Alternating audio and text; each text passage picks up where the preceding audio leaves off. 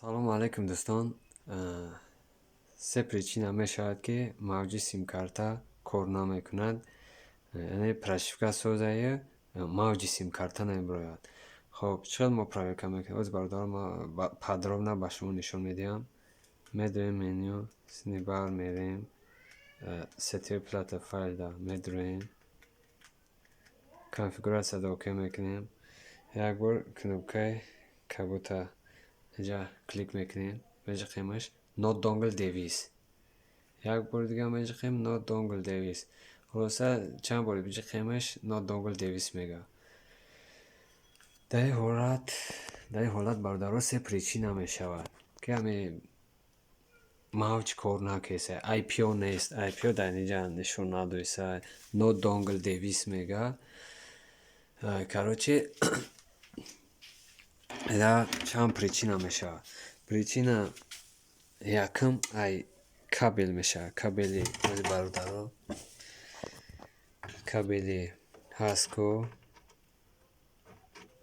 پریچینا ای سبب میشه. یکم پریچینش کابلی که میویا کابلچه مایدار این موج آنتنا را میته موجود بید ای میشه.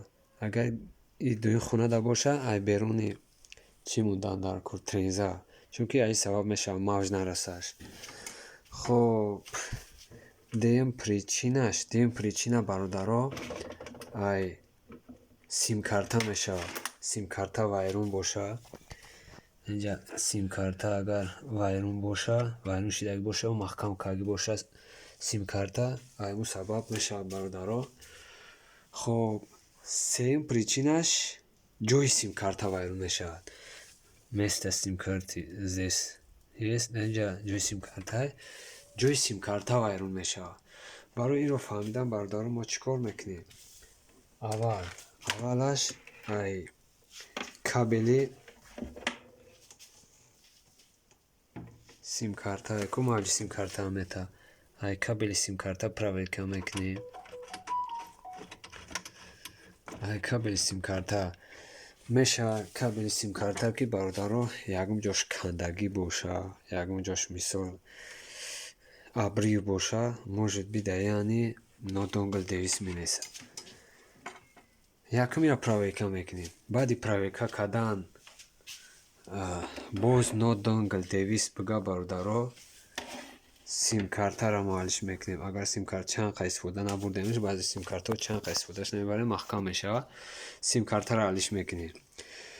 خب بعد سیم کارتا پرویکا کردیم که بود not dongle device بگه برادرها در این حالت جوی سیم کارتا وایرونه جوی سیم کارتا را حالش کندر کن یا که ریمون کردن کن.